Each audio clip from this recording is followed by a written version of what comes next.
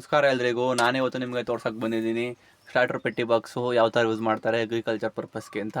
ನಾನು ತೋರಿಸ್ತಾ ಇರೋ ಸ್ಟಾರ್ಟರ್ ನೋಡ್ಬೋದು ಯಾವ ರೀತಿ ಇದೆ ಅಂತ. ಇಲ್ಲಿ ಕಾಣಿಸ್ತಾ ಇರುವಂತಹ 3 ಲೈಟ್ಗಳು, ಈ 3 ಲೈಟ್ಗಳು ಕರೆಂಟ್ ಇರೋದನ್ನ ಸೂಚಿಸ್ತವೆ.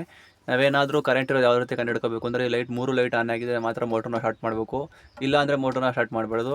ಯಾಕಂದರೆ ಅಲ್ಲಿ ಒಂದು ಕರೆಂಟ್ ವೈರಲ್ಲಿ ಕಲ್ಲಿಗೆ ಏನಾರು ಬಿದ್ದು ಕರೆಂಟ್ ಇರೋದಿಲ್ಲ, ಅದು ನೋಡಿಕೊಂಡು ಮೋಟ್ರನ್ನ ಸ್ಟಾರ್ಟ್ ಮಾಡಬೇಕು, ಇಲ್ಲವರೆ ಮೋಟ್ರಿಗೆ ತೊಂದರೆ ಆಗುತ್ತೆ. ಈ ಗ್ರೀನ್ ಕಲರ್ ಬಟನ್ ಬಂದು ಮೋಟ್ರನ್ನ ಸ್ಟಾರ್ಟ್ ಮಾಡೋದು, ಈ ರೆಡ್ ಕಲರ್ ಬಟನ್ ಬಂದು ಮೋಟ್ರನ್ನ ಆಫ್ ಮಾಡುವಂಥ ರೆಡ್ ಕಲರ್ ಬಟನ್ನು, ಈ ರೆಡ್ ಕಲರ್ ಬಂದು ವೋಲ್ಟೇಜ್ನ ಕಂಡುಹಿಡಿಯೋದು. ನೋಡ್ಬೋದು ನಮ್ಮದು ಎಷ್ಟು ವೋಲ್ಟೇಜ್ ಐತೆ ಅಂತ, 400 ತೋರಿಸ್ತೈತೆ ವೋಲ್ಟೇಜು. ಇದು ಬಂದು ಆಮ್ಸು, ನಿಮ್ಮ ಮೋಟ್ರು ಕೆಪಾಸಿಟಿ ಎಷ್ಟಿರುತ್ತೆ ಅಷ್ಟು ಆಪ್ನ ಕುಂಡಿಸಿರ್ತಾರೆ.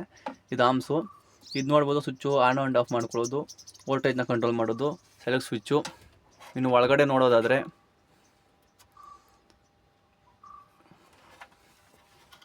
ಈ ಮ್ಯೂರು ಫ್ಯೂಸ್ ಬಂದು ನಾವು ಈಚೆ ಕಡೆಯಿಂದ ತಗೊಂಡು ಕರೆಂಟು ಮ್ಯೂರು ಫ್ಯೂಸ್ನ ಕಲೆಕ್ಷನ್ ಮಾಡಿರ್ತೀವಿ. ಇದು ಆಟೋ ಸ್ಟಾರ್ಟ್ರುವಿನ ವೈರು, ನೋಡ್ಬೋದು ಯಾವ ರೀತಿ ಇದೆ ಅಂತ. ಇಲ್ಲಿ ಕಾಣಿಸ್ತಾ ಇರೋ 3 ನಾವು ಆಚೆ ಕಡೆಯಿಂದ ತೆಗೆದುಕೊಂಡಿರುವ ಕರೆಂಟ್ ಲೈನಿಂದ ಬಂದಿರಬಹುದು. ಇದನ್ನ ಕಳೆದ್ಬಿಟ್ಟು ನಾವು ಬೇಕಾದರೆ ಕೆಲಸನ ಮಾಡ್ಬೋದು. ಏನಾರು ಸ್ಟಾರ್ಟರ್ ಪೆಟ್ಟಿ ಕೆಟ್ಟೋದಾಗ ಈ 3 ಫ್ಯೂಸ್ಗಳನ್ನ ಕಳೆದ ನಂತರ ನಾವು ರೆಡಿನ ಮಾಡಬೇಕು. ನೆಕ್ಸ್ಟು ಇದು ಬಂದು ಆಟೋ ಸ್ಟಾರ್ಟರು, ಇದು ಆನ್ ಆ್ಯಂಡ್ ಆಫ್ ಸ್ವಿಚ್ಚು. ಇದನ್ನ ನಾವು ಆನ್ ಮಾಡಿದ್ರೆ ಆಟೋಮೆಟಿಕ್ಕಾಗಿ ಆನ್ ಆಗುತ್ತೆ. ಇದನ್ನ ಆಫ್ ಮಾಡಿ ನಾವೇ ಬೇಕಾದರೆ ಮ್ಯಾನ್ಯುವಲಾಗಿ ಆನ್ ಮಾಡ್ಕೋಬೋದು.